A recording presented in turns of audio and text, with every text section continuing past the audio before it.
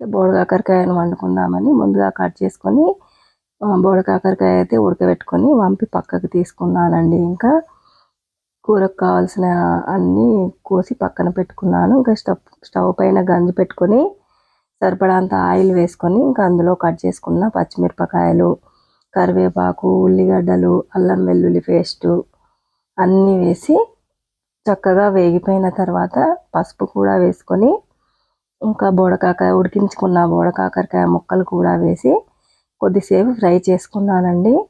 ఇంకా ఫ్రై చేసిన తర్వాత సరిపడా కారము, ఉప్పు, చిటికెడు జీలకర్ర, మెంతులు వేయించి పొడి వేసిన అది కూడా వేసుకున్నా.